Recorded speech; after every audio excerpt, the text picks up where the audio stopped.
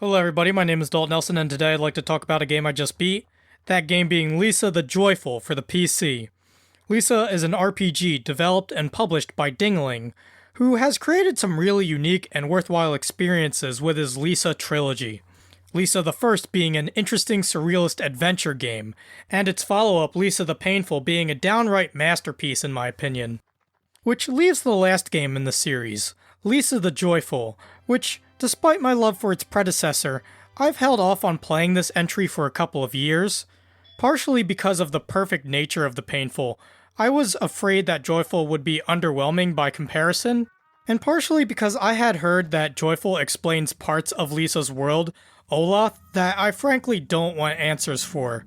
Regardless, I felt that after I had revisited Lisa the Painful recently, it would be natural to sit down and finally play this entry to get some closure on how Dingaling bookends the series. And I am happy to say that I left the Joyful very satisfied. The Joyful has a great sense of finality to the series, while also standing out from what came before it, and offers an experience that is still unique feeling and engaging.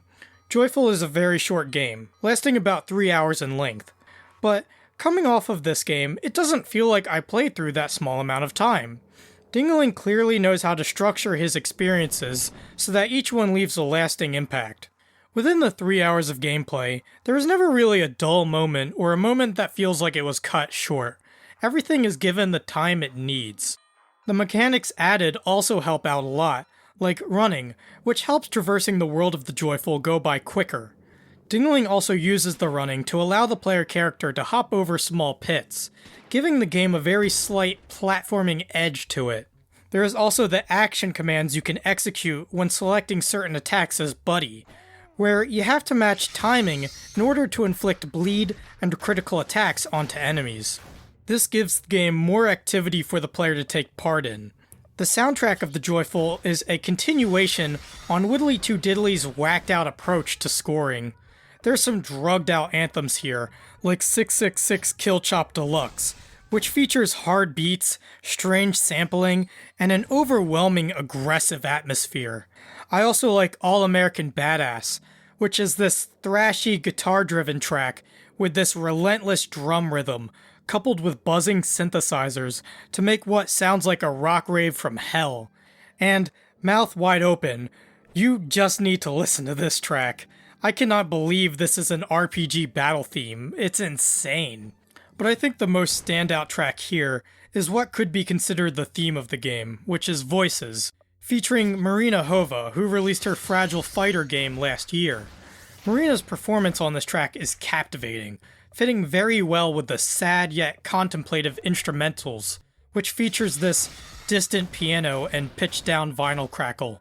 The soundtrack as a whole fits very well with Joyful's story, which is different in approach from its two predecessors, as it very much requires you to play the previous game to understand what's going on here. Joyful's tone is also a little more dark and sinister, while having some great humor here and there. Its tone is like an in-between of Lisa the First and Lisa the Painful, leaning a little bit more towards the painful. The narrative here also doesn't have as much world explaining as I thought it would. It's definitely there, but I thought it would be more at the forefront. Instead, the plot focuses on Buddy and her role within the world of Olaf. Accompanying her is Rando, who is a great character to bounce off of Buddy's personality. The interaction between these two is really the core of the game, as you find out about each of these characters through their similarities and their differences. This team-up also works really well with the mechanics here, as Buddy being a little girl isn't as strong as Rando, but has more skills than her partner. It's like Rando's the muscle, while Buddy provides support. That is until he's taken away, which makes Buddy's journey through the game all the more effective.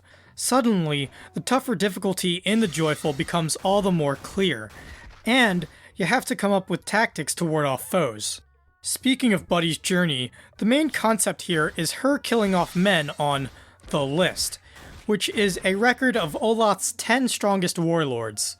As Buddy goes through the list, becoming the strongest force in Olaf, the world progresses beautifully, showing not only what Buddy has done, but what she is becoming. I should also mention the designs of the warlords here, which are all pretty diverse.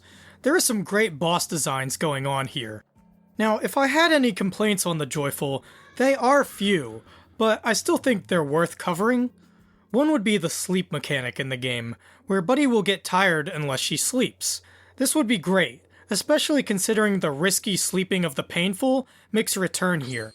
But I found its execution to be confusing. Firstly, it never seemed as if being tired affected Buddy's abilities in any meaningful way. Plus, she just seemed to shuck off the status effect randomly. Secondly, she would also get tired randomly as well. There were times where, as soon as I woke up, she would just get tired again in the next screen. Ultimately, this system seems like it isn't working properly, or was just tacked on unnecessarily. I also thought the tactics at Buddy's disposal could get a bit repetitive. By the end of the game, I found myself in a loop of executing the same commands over and over. It feels like there needs to be a bit more diversity in Buddy's repertoire. And finally, what would be the most obvious to those watching is that the Joyful is largely the same game as the Painful, which in this instance I don't think that's entirely a bad thing, but it does make the Joyful feel a bit too derivative.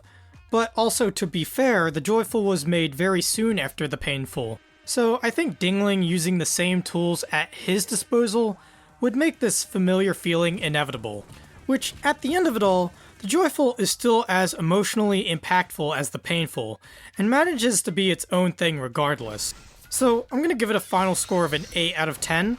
Lisa the Joyful is another fantastic RPG experience from Dingling, with tons of reasons to pick it up and check it out. I'm glad I finally played this game for myself, because this turned out to be a great ending to a fantastic trilogy. If you're watching, please pick up all 3 of these games. They're some of the most unique and engaging RPG experiences you can play. As for me, I can't wait to see what Dingling does in the future. He has a knack for making unconventional, yet engaging games, so whatever he releases next is a guaranteed purchase from me. That concludes my review of Lisa the Joyful. If you like my reviews, you can like, comment, or subscribe. I also have social media links down in the description below, as well as a link to my online portfolio where you can see video game design works that I have done. And with that out of the way, please make sure to have a nice day.